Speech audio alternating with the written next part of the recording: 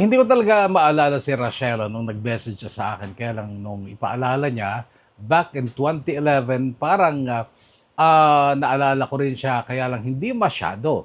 Hindi kagaya ng kung paano ko naalala sila Tina, sila Jacob, sila Labrento. Pero kabatch niya ang mga yon, kaya lang ay brown out nung nabasa ang kanyang kwento. May binilin siyang kapatid niya noon na i-record, kaya lang hindi din na i-record sapagkat brown out nga nung basahin ang kanyang kwento. Grabe talaga ang brownoutan dati sa Tuguegarao City. Sana hindi na ngayon. Well, anyway, buti na lang meron siyang soft copy ng kanyang, yung Microsoft Word copy ng kanyang kwento. So, here we are, muli na lang nating binasa. Supposedly, ay pag-iisahin natin ang part 1 at part 2, kaya lang napakahaba din pala ng part 1 na inyo munang pakinggan. At ito ang hatid ng Kahugot TV, The Kahugot YouTube channel. O Kahugot TV, update na view. Nagsimula sa CLS, kay NBK at DKB. At ang update dito sa KTV. Kahugot TV, KTV, Kahugot TV, update na Dear DJ Bono, tawagin mo na lang ako sa pangalang Rachela. Nagmula sa isang mahirap na pamilya ng Claveria na nasasakupan ng probinsya ng Cagayan. By the way, magandang oras muna sa lahat ng masugid mong listeners sa iyong napakasikat na programa. Alam mo, DJ Bono, kapag alauna na sa araw ng linggo, halos lahat ng bahay sa barangay ni na Angela nakikinig sa'yo.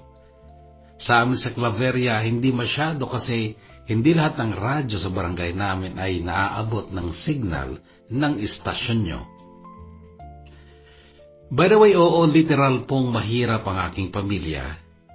Ang aming ama ay isang magsasaka/mangingisda, ngunit hindi sa kanya ang lupang sinasaka niya at wala din siyang sariling bangka.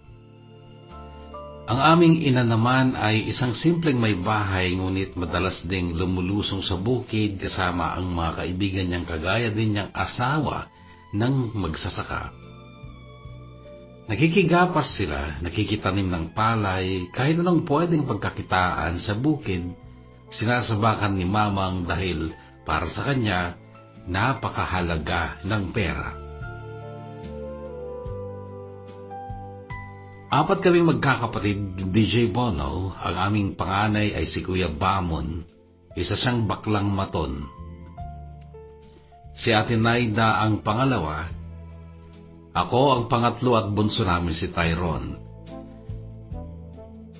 Apat lang kami, DJ Bono, pero malaki ang reklamo ni Papang tungkol sa mga ugali naming mga anak ng asawa niya.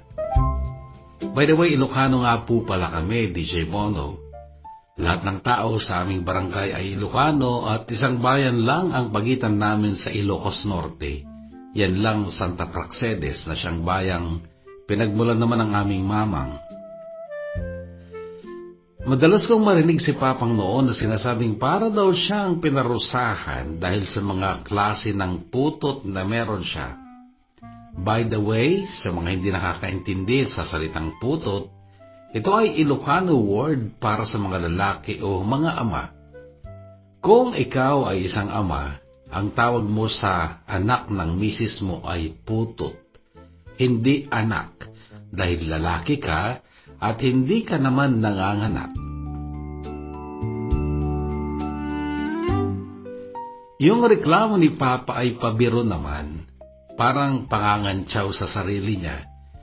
Nasasabi niyang parang pinarusahan daw siya sa pagkakaroon ng anak na bakla, si Kuya Bamon, anak na ilusyonada, si Ate Naida, anak na tirong, si Tyrone, at anak na puskol rupa, ako.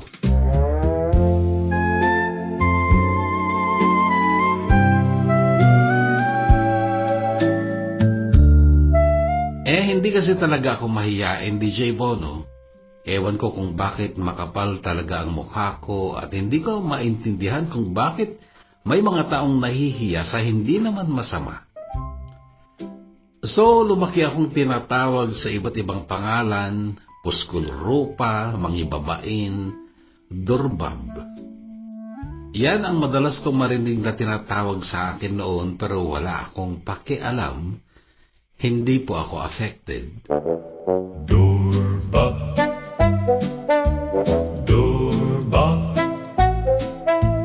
doorbell, doorbell.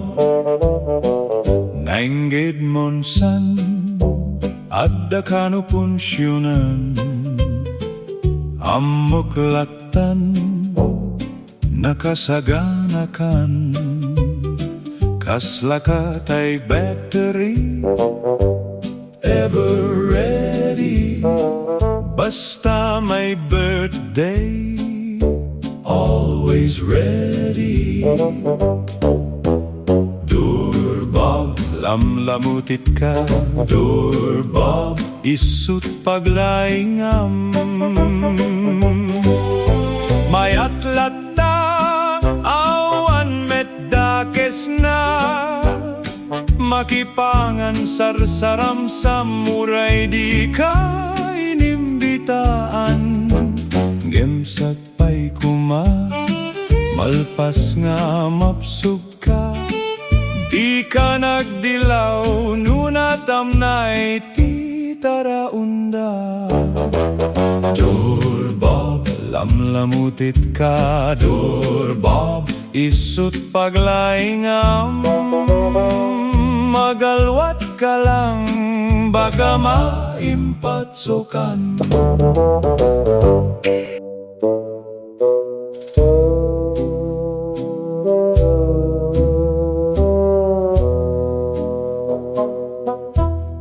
Dati akong naniwala na kapag puskol rupa ka, matalino ka.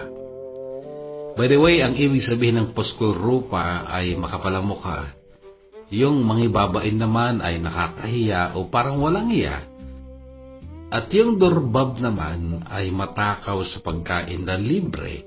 Like kapag may handaan, nandun ako, nakikikain. Kapag nadalaw sa bahay ng kaibigan at tinawag akong kumain, kakain ako. Ganun po ang durbab. Pero thanks God kasi kahit durbab ako ay hindi pa naman ako yung lumba-lumba ang katawan. Chubby pa lang.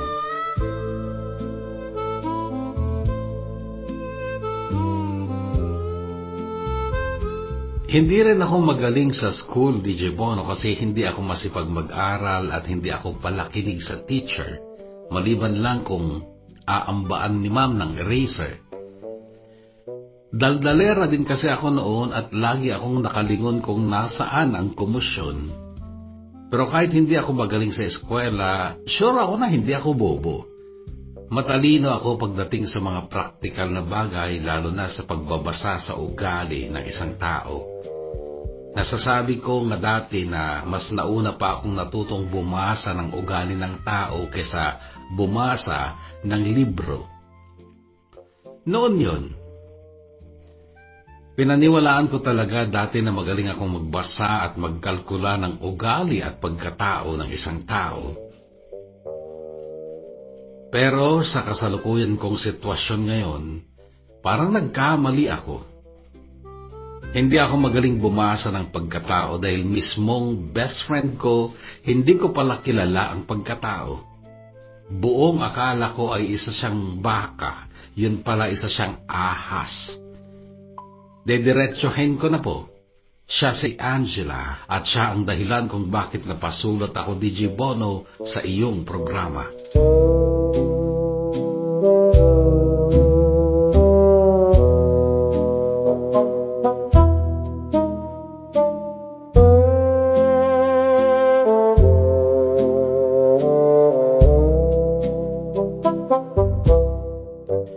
Nakilala ko si Angela noong unang araw pa lamang ng aking high school life. Kaklase ko siya at katabi sa upuan nung mag-assign ng seating arrangement ang class advisor namin sa Claveria National High School na nasa barangay Malilitaw. Isang barangay ang layo ng barangay namin sa barangay na yon. Noon pa lang ay napansin ko ng mahiyain si Angela, kaya sabi ko noon, hindi ko siya magiging ka-vibes kasi ayaw ko sa mahiyain at maarte. Nakakasawa ang maaarte dahil ang ate ko, Ate Mariela ko ay sobrang arte kaya kaaway ko siya lagi.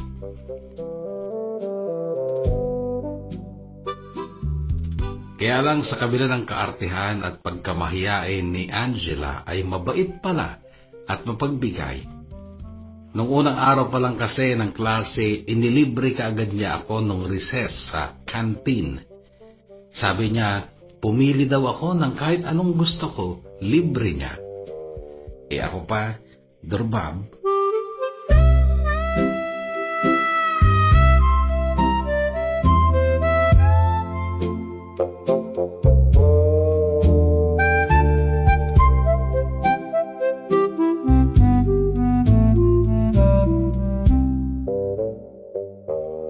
May kaya pala ang pamilya ni Angela. Hindi mayaman, may kaya lang kasi nga kung mayaman sila, bakit naman siya mag-aaral sa public school, di ba? Eventually, naging kaibigan din namin sina Elsa at si Danny. Danny Lou ang kumpletong first name ni Danny pero teacher lang namin ang tumatawag sa kanya ng Danilo. Ganun ang bigkas niya sa Danny Lou kasi mukha daw siyang lalaki. Si Elsa may pagkamaarte din at feeling maganda. Si Danilo naman mabait, masipag, pero yun nga mukhang lalaki. Malaki kasi ang panga, matangkad siya, at may mga muscle siya. Gawa ng kahirapan ng buhay ay lumaki si Danny sa mga gawaing mabibigat. At sa kanilang tatlo na naging friends ko nung high school, si Danny ang pinakagusto ko kasi siya yung totoo. By the way, ang pangalan niyang Danilo ay pinag-combine na Danilo, pangalan ng tatay niya, at Marilu na pangalan ng nanay niya. Hanggang third year ay buo kaming apat na solid na magkakaibigan. Nabawasan lang kami nung mag fourth year kasi nabuntis ng maaga si Elsa. Utog kasi kaya maaga din siyang nag-asawa. By the way, ang utog ay alam ng mga Ilocano. Kaming tatlo ni na Angela, Danilo at ako ay nagpatuloy sa aming pagkakaibigan hanggang magtapos kami ng high school.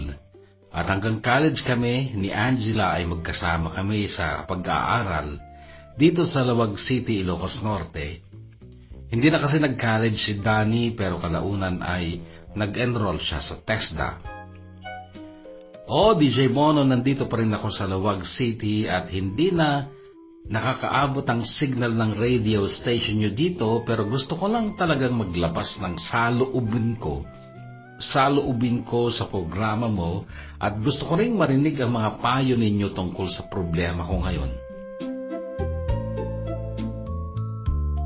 Ang kapatid ko si Tyrone ay addict din sa iyong programa at nagre-record siya ng mga kwentong binabasa mo tuwing linggo. Alam ni Tyrone na sumulat ako at sinabi ko sa kanya na aabangan niyang mabasa ang kwento ko, i-record niya sa aming cassette tape at pag-uwi ko, babayaran ko siya ng 500 pesos. Siya ngayon ay nag-aaral din dyan sa Tuguegarao City at dala-dala niya ang cassette na yun kasi maliit lang naman. At pumayag si Tyrone na i-record ang aking kwento kapag binasa mo na. Pumayag siya kasi gusto niya ng 500 at nag-iipon nga siya ng pambili ng cellphone. At alam kong makakaipon si Tyrone kasi ako at siya ay nagmana sa aming ina pagdating sa galing sa pag-iipon ng pera. Kaming dalawa ni Bunso ang nagmana sa kakuriputan para lang madagdagan ang laman ng alkansya. By the way, at this point in time na 24 years old ako ay 17 pa lang si Tyrone. Nag-aaral din siya sa Tuguegarao City, magse-second year college na siya sa FL Vargas College. Siya ang bunso namin pero ang sumunod sa akin dapat ay nawala sa sinapupunan ni Mamang nung maalisan o makunan siya. Nagbuntis ulit siya at si Tyrone ang sinilang niya Kaya may 7 taon kaming agwat ni Tirong. Kina Ate Mariel at Kuya Bamon ay tig 2 taon ng agwat namin. 26 na si Ate Mariela ngayon at 28 naman si Kuya Bamon. Wala na sila sa amin sa Claveria. Si Kuya Bamon naglalandi sa Maynila. Security guard sa araw, rampadora sa gabi. Si Ate Mariela naman ay nasa Pampanga, sales lady sa SM City Clark, Pampanga. Pero hindi nakakapagpadala ng pera kay Mamang kasi kulang pa ang sweldo niya sa kaartehan niya. Ako kahit nahamak na waitress lang ako dito ay nakakapagpadala pa ako kay Mamang at nakakapagtabi pa ako ng pera mula sa sweldo ko. May sideline din ako di Bono. Nagtututor ako ng bata kasi education graduate ako. Pero hindi pa ako nakapasa sa LET or licensure examination for teachers. Nag-take na ako minsan pero kinulang ng 2 puntos para makapasa. Magti-take ulit ako pero hindi na ako mag-i-enroll sa review center kasi ayoko nang gumasta. Sabi ko kung papasa, swerte, kung hindi, edi mag-take ulit. Pero baka mag-abroad din ako. Sa katunayan, hinihintay ko na lang ang release ng passport ko. Gusto ko kasing magkapera ng malaki-laki kaya kahit magkatulong na lang ako sa ibang bansa, okay lang. Dahil mayroon akong gustong patunayan. May 2 tao akong gustong sampalin ng pera, tsaka ko sila duduraan sa mukha. Sila sina Angela at Wilbert. Sila ang mga puor tikararwak.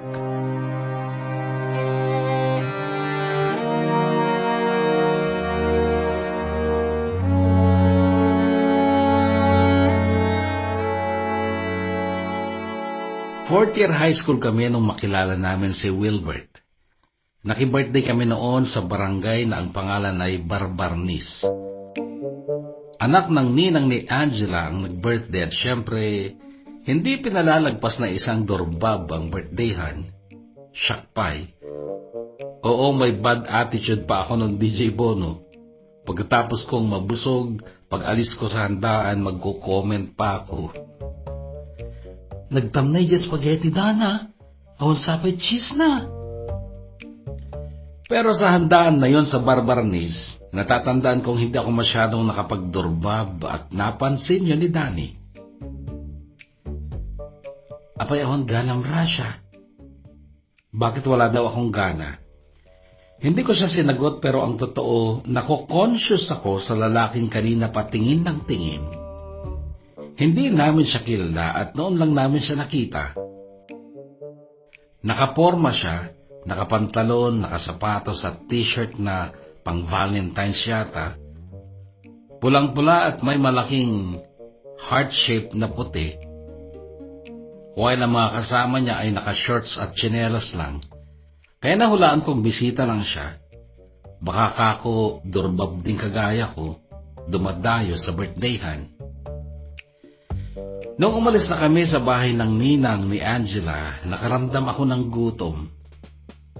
Uy, agsublitay man. Mabisinak pa'y. Sabi ko, dang nga. Apay kami tadi ka naglamot tatay. Kababayin te agsublidor Bob. Mabilis na sagot ni Danny. Joke lang. Sagot ko pero paglingon ko sa likod ko ay sobra ang gulat ko dahil may 3 lalaki sa likod namin at mga nakangiti sila.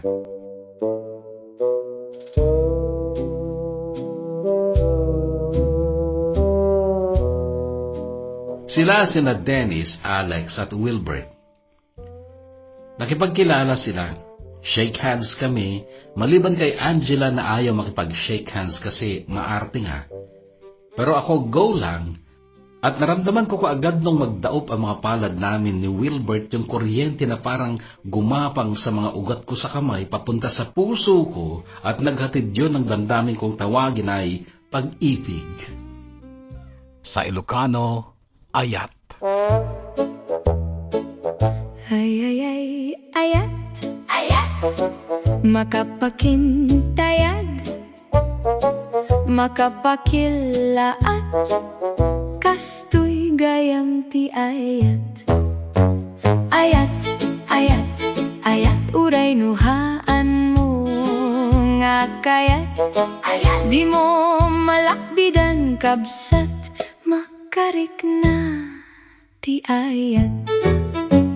Ayat, ayat, ayat, makapagarampingat.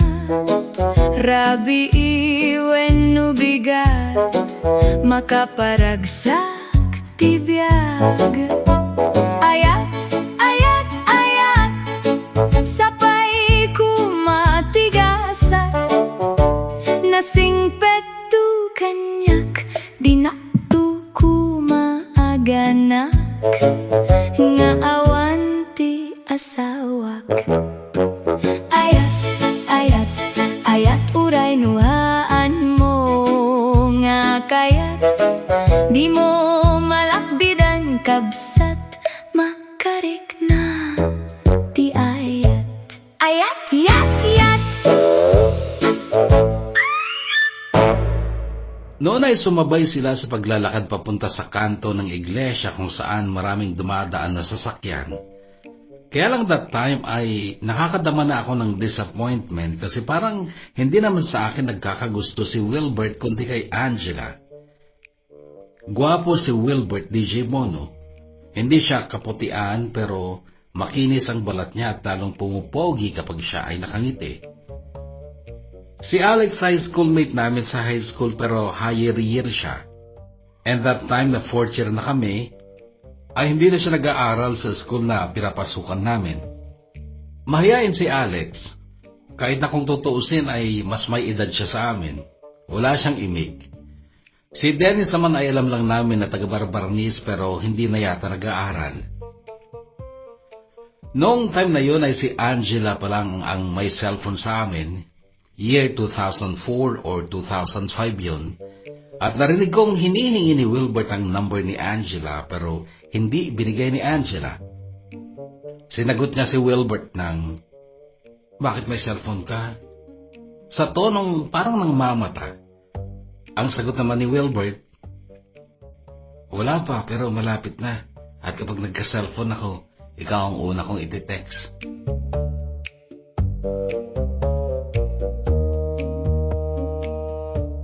Ilang linggo ang dumaan, may dumating na sulat para sa akin sa school. Sulat mula kay Wilbert. Tagapagudpod pala siya at sa sulat na yon ay naghayag siya ng damdamin para sa akin. Kaming apat ang magkakatabing nagbasa sa sulat na yon at hindi ko noon naitago ang pagkakilig ko.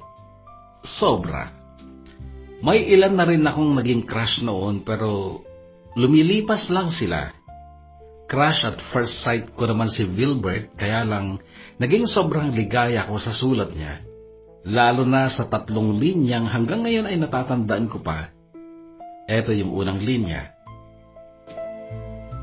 Akala ko bata pa ako para umibig pero nang makita kita, bigla akong kinilig.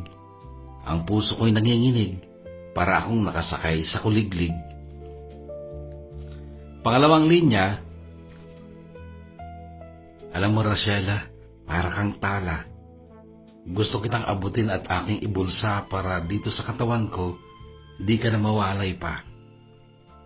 At ang pangatlong linya, kung mamahalin mo rin ako, gusto kong ikaw ang kasama ko hanggang sa uugod-ugod na ako at isa ng lolo. Pakakasalan kita kahit sa simbahan ng Quiapo, huwag lang sa Iglesia ni Cristo dahil Katoliko ako. At sa ending ng ating kwento, ako ay isang lolo at ikaw ang lola ng 30 kong apo.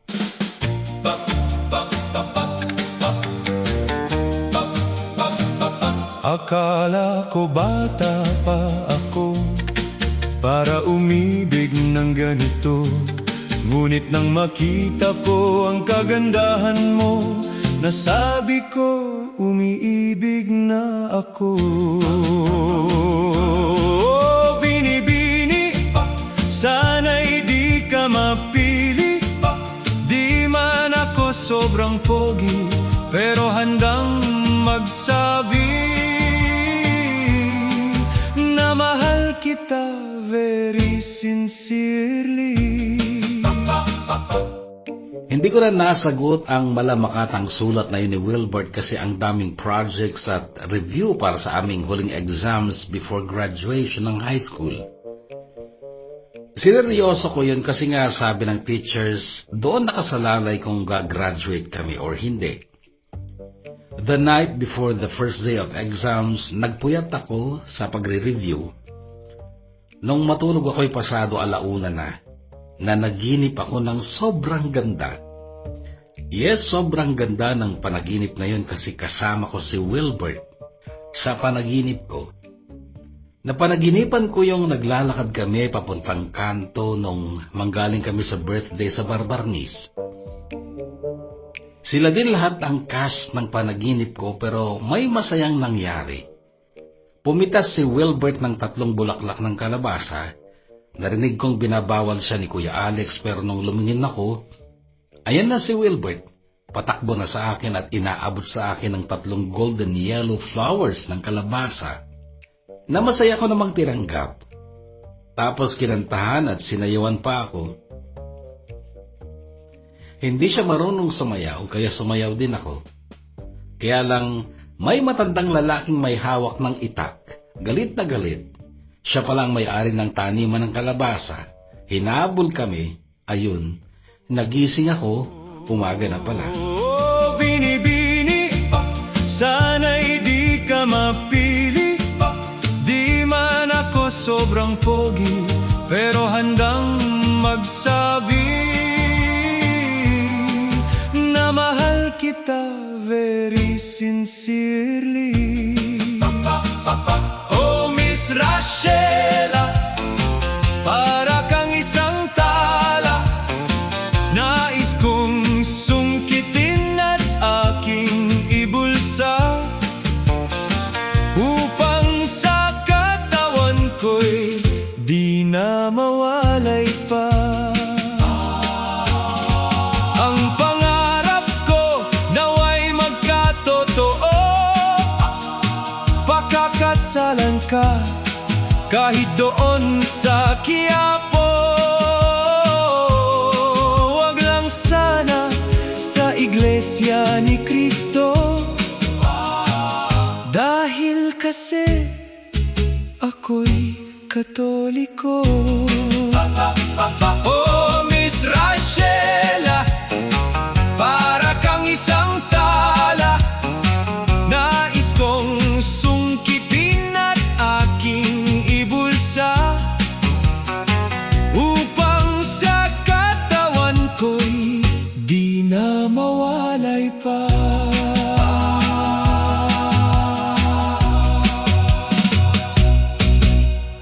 Sa MMSU Apolinario Castro dito sa Lawag City ako nag-enroll. Si Angela ay sa Northwestern University. Private school yun.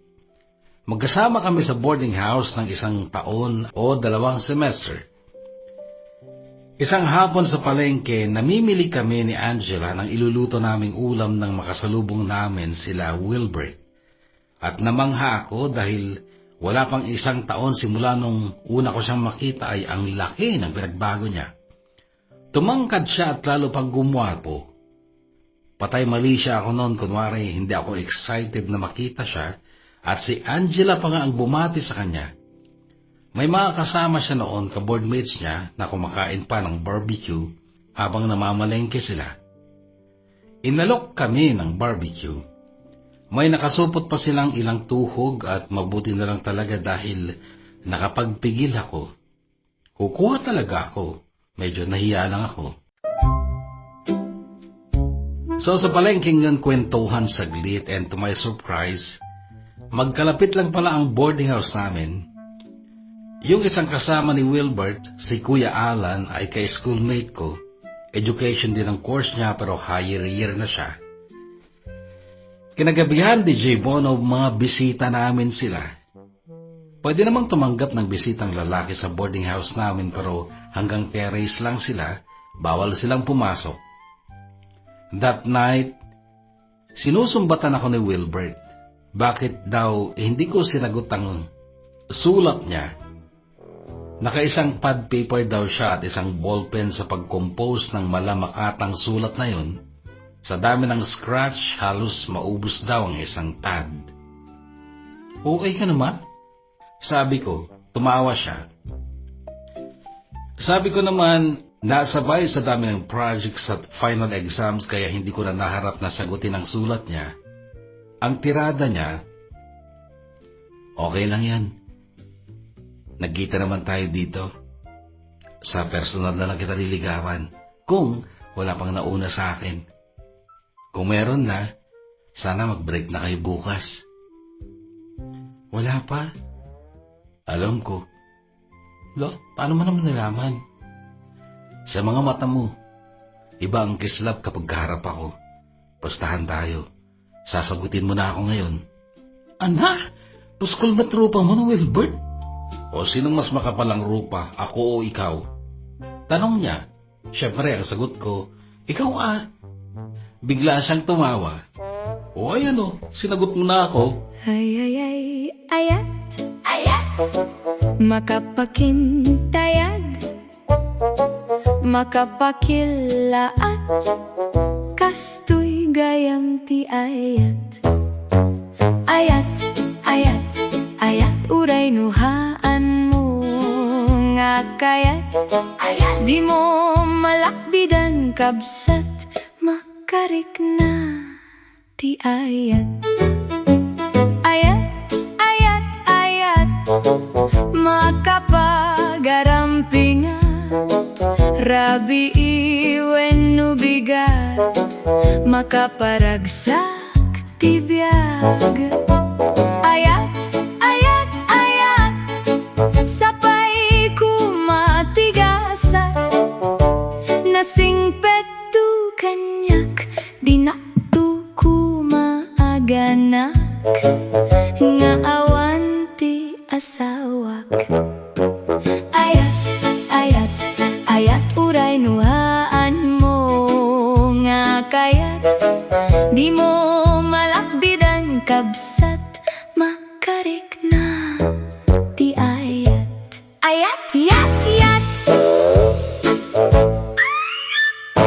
Sense of humor, pasadong-pasado si Wilbert. Walang boring moments kapag kasama ko siya. Lagi siyang may joke, plus gwapo pa. Kaya lang habang nagtatagal ang panliligaw niya, tumataas ang pagtingin ko sa kanya pero bumababa naman ang pagtingin ko sa sarili ko. Nagkakaroon ako ng insecurity kasi chubby ako at hindi ako maputi tapos hindi maganda ang buhok ko. Hindi kasi siya unat, wavy siya at hindi ko talaga siya gusto. Ayoko ng ganitong buhok kung pwede lang. Inggit na inggit ako kay Angela kasi straight at natural na malambot ang buhok niya. Tapos ang puti pa niya at higit sa lahat, hindi siya mataba at mahinhin siyang kumilos. Ako yung halos complete na kabaliktaran ni Angela. Napakadesente niyang babae, ako durbab at hindi ako mahinhin. Hindi rin pino ang boses ko. Nagurdo, sabi nga ng papang ko.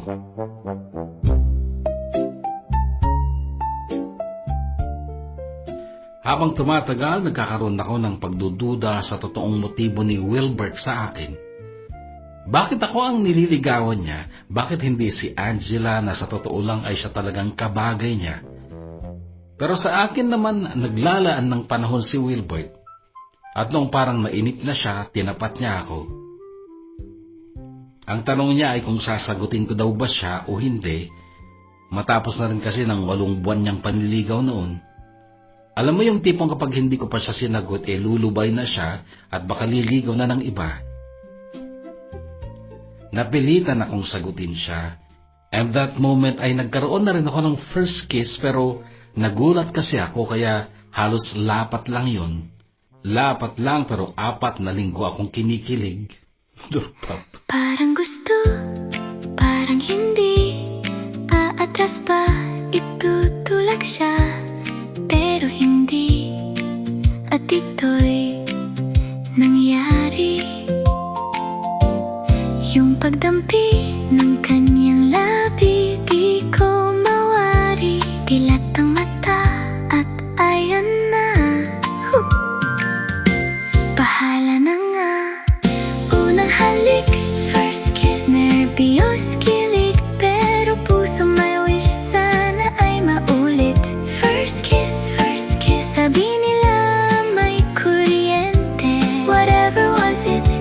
Isa lang ang certain, first kiss is unforgettably sweet.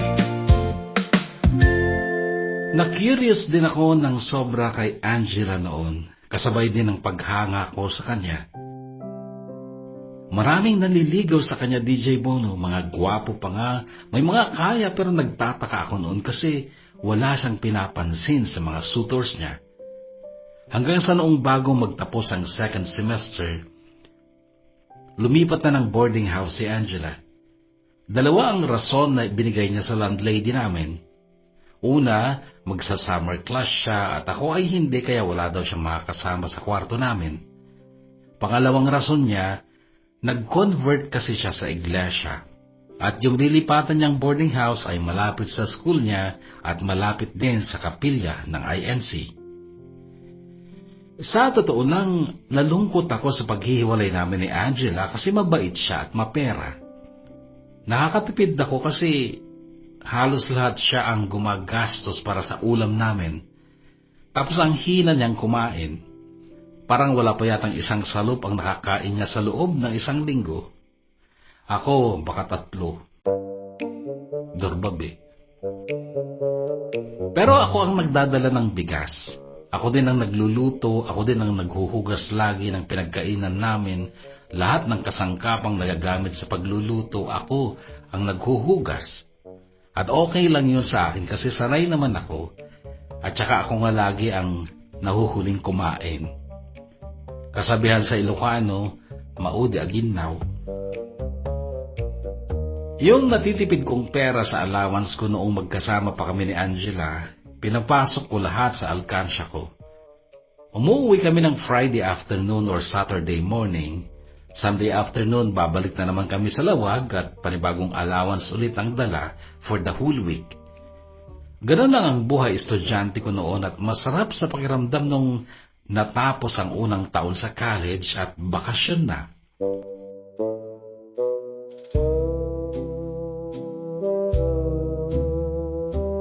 Dumating si Angela sa bahay namin ng bakasyon pero naunang dumating si Danny kasi gabi pa lang nasa bahay na si Danny. Sa bahay siya natulog. Sa sahig kami natulog kasi umuuga at lumalangit-ngit ang katre ko. Kinabukasan, sabi ni Danny gagawin niya ang katre ko kaya nilabas namin. Noong una hindi ako naniniwalang marunong siyang magkarpintero. Namangha na lang ako. Paghawak pa lang niya ng martilyo para siyang pro. By the way, ang kinuha pala ni Danny sa TESDA ay carpentry, furniture making at plumbing. Nalaman ko lang yung mga TESDA courses na in-enroll niya nung ginagawa niya ng katre ng umagang yun. Nagtaka tuloy ako at tinanong ko siya, "Babae ka ba talaga, Danny?" Tanong ko dahil nakikita kong para siyang mahusay na karpentero. Ang sagot niya sa akin, "Kaya't mo kita hindi ukik."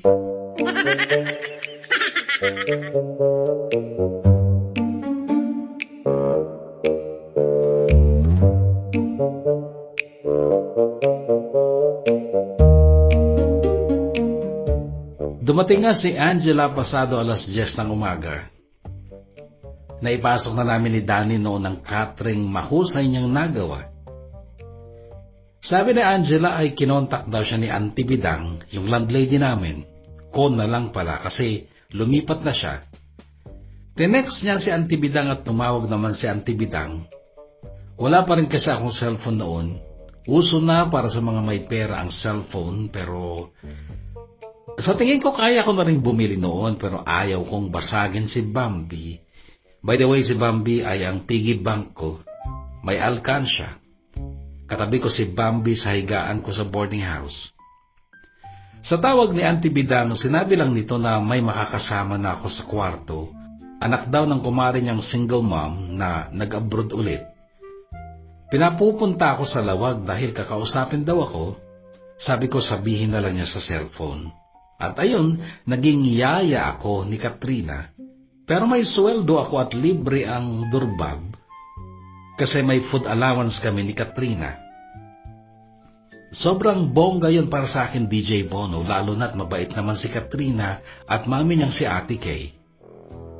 Unang buwan pa nga lang namin magkasama ni Katrina, nagpapackage na si Ate Kay ng isang karton ng kung ano-anong pagkain at mga bagay-bagay na nabili niya sa Australia. At nakahiwalay ang para sa akin. May mga chocolates, biscuits, cookies, pabango, cosmetics and accessories. At syempre, natanggap ko na rin noon ang unang sweldo kong 7,000 pesos. Plus yung food allowance sa amin ni Katrina na 8,000 pesos. Ang saya ko noon, DJ Bono. Nung sumapit ang Biyernes, umuwi kami ni Katrina sa amin at na-share ko sa bahay ang blessing mula kay Ate Kay. Nagdala rin ako noon ng chocolates at pabango kay Danny. Sinadya ko siya sa kanila. At yung mga chocolates at pabango na binigay ko kay Danny ay pinalitan niya ng tubo na alkansya. Ditres yun na orange pipe na mahigit kalahating metro ang haba at sa magkabilang dulo ay may takip o clean out. Maganda siyang tingnan at syempre yung purpose noon para makaipon. Kaya malugod kong tinanggap, lalo na't si Danny mismo ang may gawa sa tubong yun. Bit-bit ko ang tubo na yan pag uwi ko dito sa Lawag upang gawing bagong alkansya ko. Nabasag ko na kasi noon si Bambi, Pasko noong taong yon upang ipambili ng bagong damit para sa Christmas party namin at panghanda rin ng Noche Buena sa bahay namin. Ayon pa kay Danny, kung hindi lang coins ang ipapasok sa tubo, makakaipon daw ako doon kahit na 100,000 piso o mahigit pa. Nagtawanan na lang kami noon matapos kong sabihin na saan naman ako kukuha ng 100,000 ipapasok ko sa tubo. By the way, noong unang magsama kami ni Katrina, ang aking alaga ay grade 6 lang siya noon. Dati sobra siyang mahiyain at hindi makabasag pinggan. Para siyang takot sa mundo. Mayroon ding binabayaran si Ate Kay na tricycle driver na naghahatid sundo sa kanya. Pero kapag hindi nakakarating ang sundo niya, hinahatid ko si Katrina sa school niya. Dati ay nakatira si Katrina sa lola niya sa Vigan. Nagkademandahan daw sina Ate Kay at ex-boyfriend niya, yung tatay ni Katrina. Nangyari ang demandahan dahil sa issue kung sino ang may karapatan sa custody ni Katrina. Nanalo si Ate Kay. Kinuha niya si Katrina pero wala siyang mapag-iwanan dahil kailangan niyang bumalik ng Australia kung saan siya nagtatrabaho. Taga Isabela kasi si Ate Kay pero ang tungkol daw kay Katrina ay isang lihim sa kanyang pamilya sa Isabela. Kaya hindi niya basta-basta pwedeng iuwi si Katrina sa pamilya niya. Sabi ko naman, buti nga sa akin napunta si Katrina. At pinag-igihan ko talaga, DJ Bono, ang pag-aalaga at pag-aaruga kay Katrina. Eventually, sobra na akong na-attach kay Katrina. Parang baby sister na ang turing ko sa kanya. Pati assignment niya kung minsan ako ang gumagawa. At minsan, may nambuli sa kanya, kaklasmate niyang lalaking gunggong. Nagsumbong sa akin si Katrina. Nagpunta ako sa school nila. Hinanap ko ang batang yon, tinakot ko, pero umakting lang ako. Ginulugulo ko ang buhok ko, pati yung damit ko, tapos pinanlisik ko ang mga mata ko, at ang sabi ko sa bata, gusto mo, ipakulam kita sa nanay ko. Tutubuan ka ng kurikong sa buong katawan mo. Daig mo pa ang aso na may gudgud. Gusto mo? Wag mong ikulong. Pagbuksan mo, hugutin mo, ilabas mo ang iyong kwento.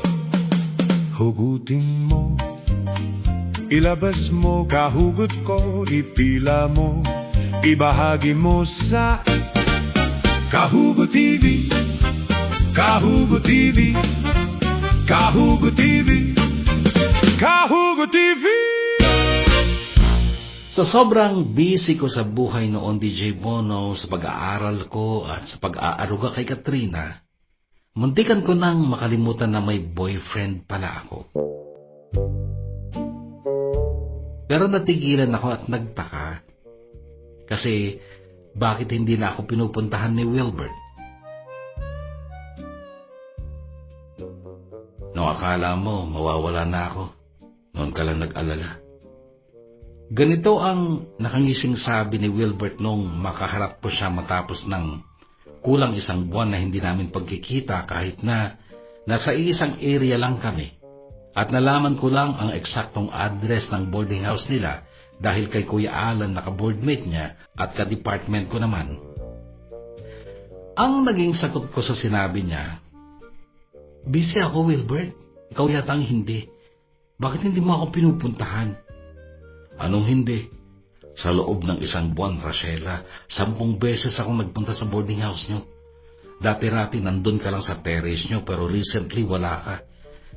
At yung mga boardmates mong feeling maganda, hindi namamansin kapag tinatanong kita." Nalaman kong hindi totoo ang mga sinabi ni Wilbert nung pag-uwi ko at tinanong ko sa mga boardmates ko kung napagtanungan sila ni Wilbert.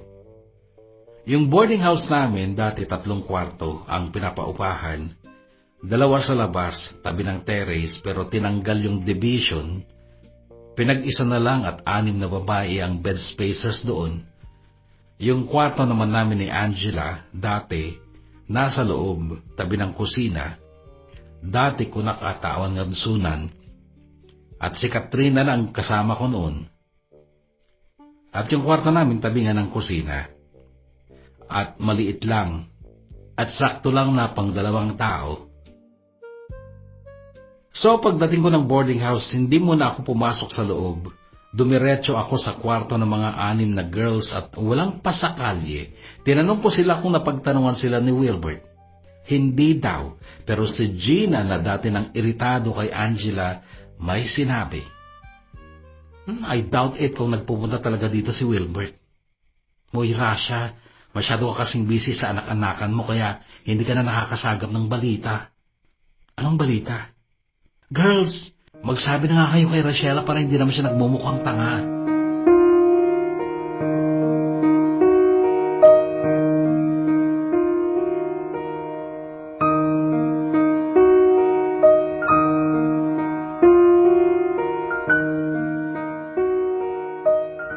Hindi ako makapaniwala sa sinabi nila. Nung una, inisip kong chismis lang, pero wala akong agarang aksyon na ginawa.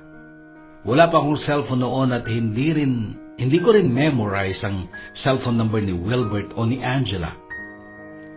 Ayon sa mga girls, madalas lang nilang makita si Wilbert na nagpupunta sa boarding house na nilipatan ni Angela. Naiinis ako, nakakagalit at ayokong magpaligoy-ligoy DJ Bono. Napaamin ko si Wilbert. Sila na talaga ni Angela pero si Angela hindi ko matsambahan sa boarding house nila. O baka pinagtataguan ako dahil takot siya sa akin. By the way, hindi ko naman siya sasaktan kung sakali. Gusto ko lang siyang makausap. Gusto ko lang talungin kung bakit nagawa niya yon sa akin. Tapos sumingit na ang mga chismis. May mga nakakarating sa akin na mga sinasabi daw ni Angela tungkol sa akin na kesyo palamunin daw niya ako nung magkasama pa kami, tapos may kapal pa daw ako na mukha para hantingin siya. Ako na lang ang nanahimik para magtigil ng chismis. Hindi na rin ako lumalapit sa mga girls kong boardmates kapag tatawagin nila ako at may ibabalita na naman sa akin. Hindi ko na sila pinapansin. Nag-focus na lang ako sa pag-aaral ko at sa pag-aalaga ko kay Katrina. O DJ Bono, kahit papano kapag iniisip kong gumanda ang buhay ko simula nung alagaan ko si Katrina, nababawi ang ilang sama ng loob ko. At sa tuwing tinatanggap ko ang sweldo ko, pinakamaliit na ang 1,000 piso ang naipapasok ko sa tubo. Hindi na rin ako humihingi ng pera noon kay mamang dahil yung dating 7K na sweldo ko kay Ate Kay, ginawa niya ng 9K. Sobra yon para sa akin kasi may food allowance nga kami.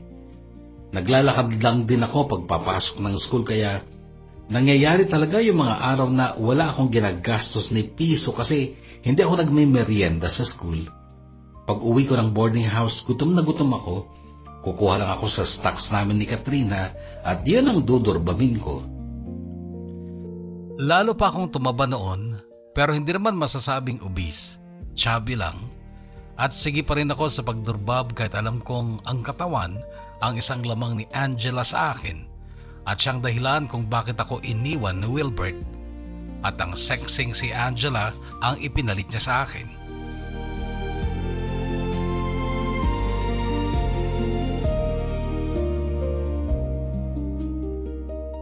Ang totoo, maraming pabor nga akong tinanggap mula kay Angela at may karapatan talaga siyang sumbatan ako kung gusto niya. Kaya, lalaban pa ba ako? Ipaglalaban ko pa ba ang pag-ibig ko para kay Wilbert kung isang Angela ang kaagaw ko? Kahit sinong tao, pagtatawanan ako. Sasabihin nilang tanga ako dahil nakamulagat ang dahilan kung bakit hindi ako ang pinili.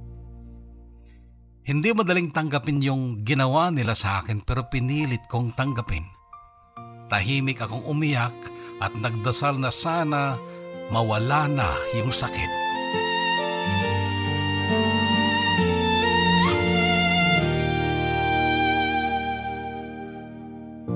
Sana pwede kitang kontrolin. Sana pwede kitang pigilin. Ayokong umalis ka, sa akin ay lalayo ka. Magmamahal ng iba, ako'y lilimutin mo na. Sana pwede, please lang dito ka lang. Sana ako lang, huwag mo akong iwan. Maawa ka naman,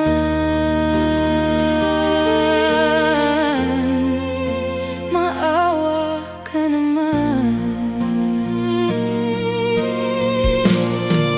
Matutulala na lang, luluha na lang. Ano bang kulang? Sabihin mo naman, bakit ako iniwan?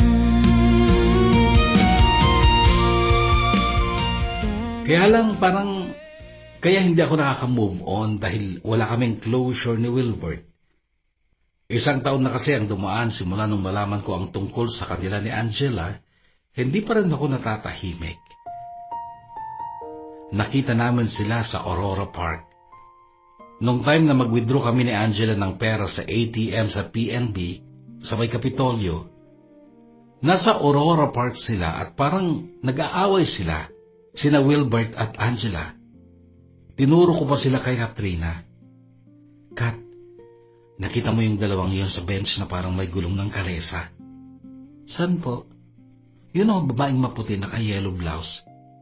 Ay, opo, bakit po? Sila yung mga ex ko. Sila yung mga nagpapaiyak sa akin. Mga ex, sabi mo, Ate Rash? Oh, ex-boyfriend at ex-best friend.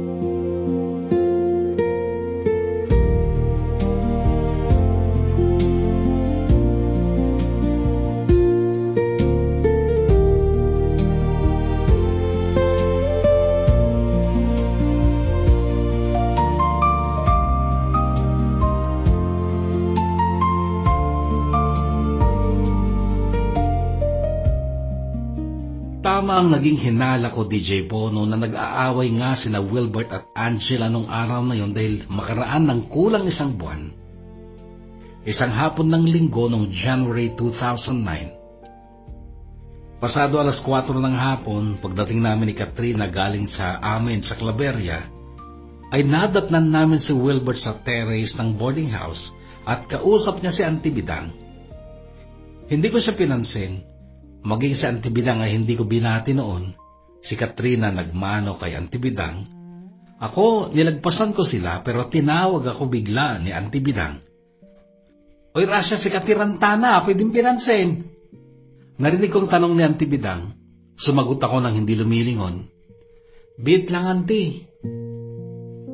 Sabi ko sabay tuloy sa loob pero hindi na ako lumabas.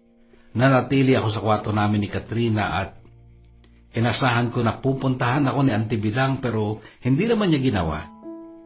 Makaraan ng ilang minuto, dahan-dahan akong lumakad palabas ngunit tumigil ako bago makalabas ng terrace.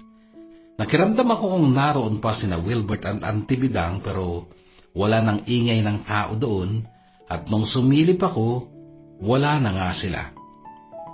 Nang hinayang ako, DJ Bono, at napuzzle kung ano talaga ang sadya sa akin ni Wilbert. Kinagabihan, sinadya ko ni Gina at Marites sa kwarto namin ni Katrina upang hatiran ng bagong chismis. Break na raw sina Angela at Wilbert. At ang dahilan ng breakup nila ay dahil nagpatuloy pala si Angela sa pagpapakonvert ng religion niya. Tumuloy siya sa pagiging iglesia ni Cristo kahit pinipigilan siya ni Wilbert. Kaya nandito si Wilbert kanina, Rasha, dahil makikipagbalikan siguro sa'yo. Sabi pa ni Gina. Kaya lang, hindi mo naman yata hinarap. Dugtong pa ni Gina. Ako naman ang sabi ko, saan mo ba nakukuha yung mga kwento mo tungkol sa kanila, Gina? Nakakapunta ka ba sa boarding house ni Angela o ni Wilbert? Gaga, hindi. Kanina pa ako 3:00 sa kwarto namin at naririnig ko ang kwentuhan ni na Auntie Bidang at Wilbert. Kaya alam ko, sinabi talaga ni Wilbert kay Auntie Bidang na hihingi siya ng sorry sa'yo. Pinayuhan pa nga siya ni Auntie Bidang na sana inunawa ka na lang kung bakit busy ka dahil dyan kay Katrina. Ano naman sabi ni Wilbert? Sabi niya, kaya nga po, Auntie, nagkamali talaga ako. Sana po matatanggap ulit ako ni Rachela. Kaya lang, hindi naman na nagbalik si Wilbert at na-disappoint na naman ako dahil sa totoo lang, inaabangan ko siya simula nung araw na yon. Noong sumunod na taon, naging busy na ako kasi graduating na ako sa wakas. First semester ay practice teacher na ako sa INCAP or Ilocos Norte College of Arts and Trades. At doon ko nakilala si Victor na isang practice teacher din pero taga-ibang school siya. Gwapo si Victor, DJ Bono. Napakanit niya sa katawan at maging sa pananamit. Kaya lang medyo malambot ang kilos niya. Hindi siya brusko at ang galing pa niyang sumayaw. Siya pa nga ang nagturo ng sayaw sa mga estudyante niya nung program. Ewan ko pero medyo makapal ang mukha ko sa pagsasabing turn off ako sa lalaking magaling sumayaw. Opo, DJ Bono, kahit sabihin niyong di naman ako kagandahan at hindi ako sexy pero ayoko talaga ng lalaking mahusay umindak. Kaya lang naging persistent naman si Victor sa panliligaw at syempre naalala ko si Wilbert sa kanya kasi gwapo siya tapos isang kagaya ko ang gustong paibigin. Para ano? Para later on sasaktan lang. Labayan mo nga ako, Victor. Ang daming magaganda dyan, oh. Malakas ang boses ko nung sabihin ko ito para marinig ng mga teachers at mga kapwa ko practice teachers din dahil nasa faculty room kami noon. Alam basbas din na Rachela. Tila nagsusumbong na sabi ni Victor sa isang head teacher. At ang sabi naman ni ma'am, kasi naman Victor, ilang buwan pa lang kayo magkakilala ni Rachela, pasasagutin mo na. Habaan mo naman kasi ang paghihintay mo. Baka maunahan ako ng iba, ma'am. Palusot naman ni Victor. Well, paglaon parang naniwala ako na seryoso nga sa akin si Victor. Kaya lang, nauto ako ni Wilbert.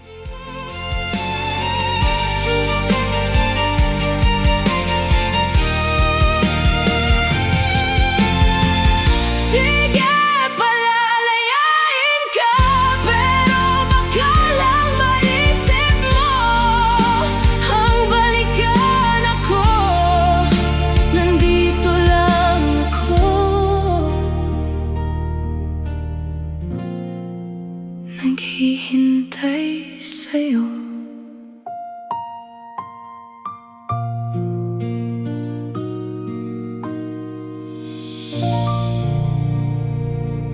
Ilang araw bago ang graduation ay kinukulit ako ni Wilbert.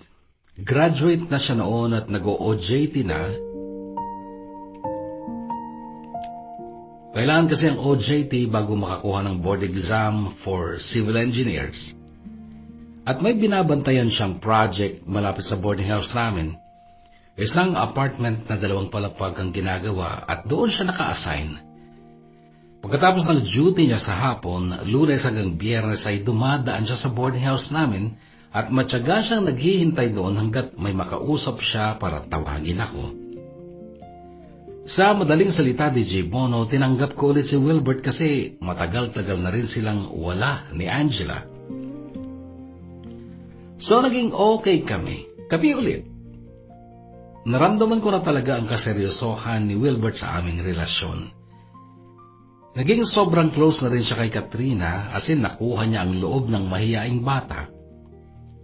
At dahil doon ay lubos na ang naging tiwala ko kay Wilbert. Kasabay din ang tahimik kong pagpapasalamat sa Diyos dahil nagawa kong maniwala sa sinasabi nilang love is better the second time around. Second chance ba? Naramdaman ko talaga ang totoong relasyon. Masayang relasyon na lubos ang pag-ibig sa bawat isa. Lubos ang tiwala to the extent na pati katawan ko, ang virginity ko ay naibigay ko na sa kanya.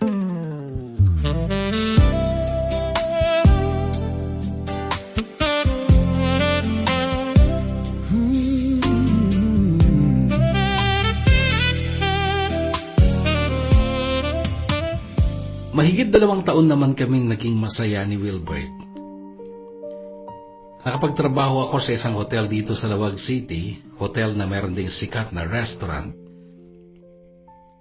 Yan ay matapos akong bumagsak sa LEP sa unang take ko.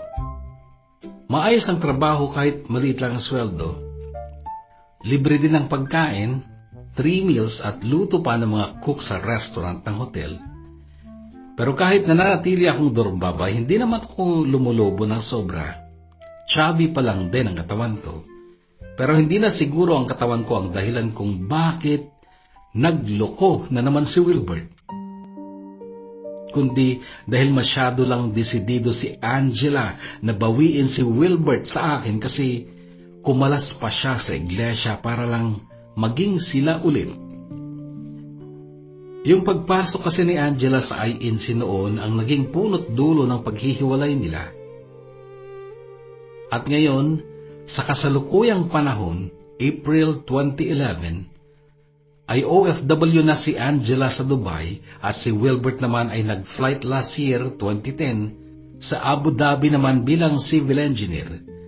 At dahil para na kaming mag-asawa ni Wilbert noon, pati ang tubo ko, yung alkansya ko, ay binuksan namin para may maggastos siya sa pagpunta niya sa Abu Dhabi.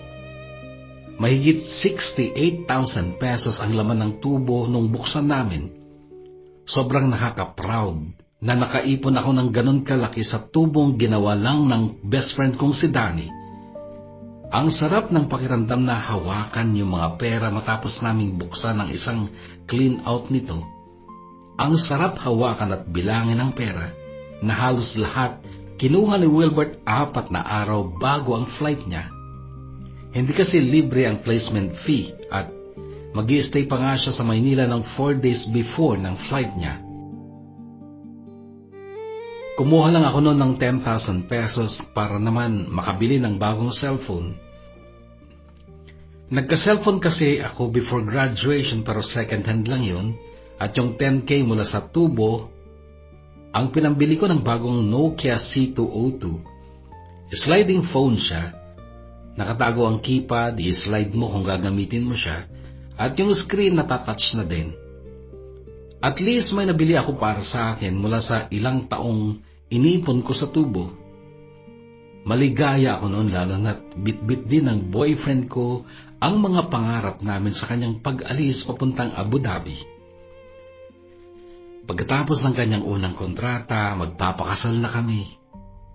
Babalik pa siya ng abroad pagkatapos ng kasal namin upang pag-ipunan naman ang pagpapagawa ng aming tahanan na siya mismo ang magdi-design. May 5 kwarto ang dream house namin dahil 3 ang anak na plano namin. Yung 1 kwarto, guest room at yung 1 kwarto para naman sa aming magiging kasambahay. Suportado ko syempre si Wilbert sa mga pangarap na yon, kaya ano lang ba naman yung nabuksan yung tubo ko na alkansya ko para matupad ang pangarap na yon? Pangarap naming dalawa na nalusaw nang hindi ko inaasahan.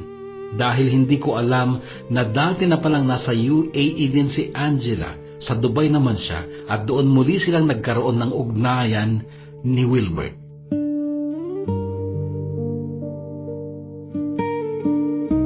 At ito ang dahilan, DJ Bono, kung bakit ako napasulat sa iyo, dahil gusto kong humingi ng pagpapayo mula sa mga listeners mo sa programa mo. Hindi ko man siguro maririnig ito ng real time, pero i-record ito ng kapatid ko. Ano po ba ang pwede kong gawin para makaganti? Ano ba ang dapat kong gawin para hindi ako masaktan dahil sa pagtitiwala ko? Nagtaka ako nun kung bakit hindi na tumatawag si Wilbert. Mahigit 1 buwan na. Kaya kahit mahal ang load, ako nang tumawag, pero kasama pa niya si Angela noon. Ang pagpaparinig ni Angela ng boses niya ay ikinagulat ni Wilbert. May sinabi si Wilbert kay Angela. Hindi ko narinig, pero dinig na dinig ko ang boses ni Angela sa pagsasabing, "Kung talagang mahal mo ako, Wilbert, sabihin mo sa kanyang totoo. Ayoko nang tinatago ako." Sumigaw ako noon, as in yung cellphone ko kulang na lang makain ko dahil sobrang lapit ang bibig ko sa mic ng cellphone. Minura ko silang dalawa, pero sumigaw din si Angela at ang sabi niya, "Kahit ano pang sabihin mo dyan, Durbab, wala ka na magagawa dahil magkasama kami ni Wilbert dito." Pinatay ni Wilbert ang phone niya, pero nag-text siya at ang sabi niya, "Patawarin mo ako sa nagawa ko. Huwag kang mag-alala sa pera mo. Papalitan ko yun. Magmahal ka na lang ng iba dyan kasi mahal na mahal ko pa si Angela. Lalo na ngayong umalis na siya sa iglesia. Patawarin mo ako, Rachela."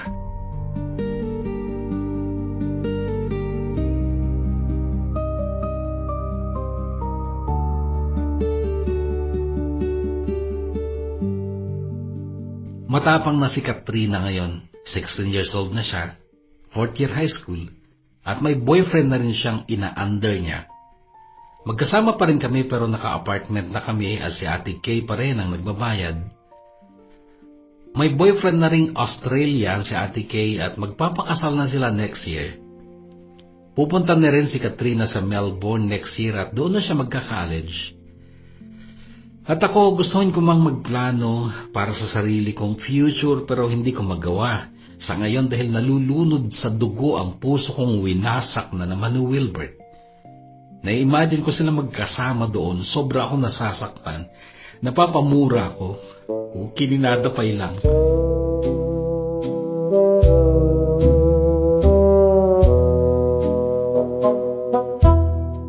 DJ Bono at mga listener mo, pwede niyo po bang ituring niyo akong kapatid, anak o best friend niyo? Pagalitan niyo ako, imulat niyo ako kung saan ako nagkamali para matuto ako sa pangyayaring ito ng buhay ko.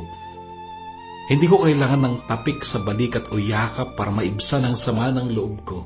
Ang kailangan ko ay pangaral at pagmulat sa katotohanan kung saan ako nagkamali at kung ano ang dapat kong gawin. Kaya sana pagpayuhan niyo ako. Umaasa at nagpapasalamat, Rachela.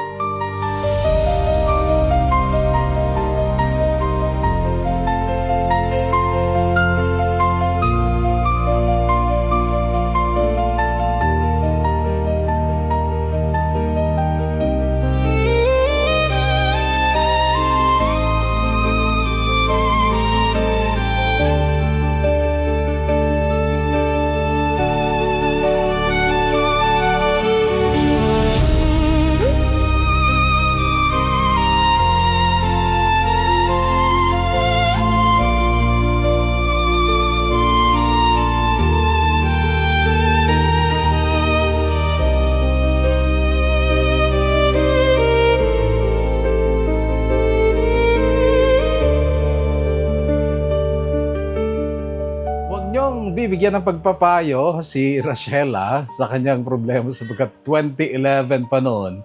Kung meron man kayong pakaabangan ay kung paano ba niya hinarap yung problema. Sa part 2, malalaman niyo kung paano niya to hinarap kung ano ang naging kahihinatnan ng buhay niya pagkatapos noon. Abangan yan sa part 2 dito sa Kahugot TV Update na B.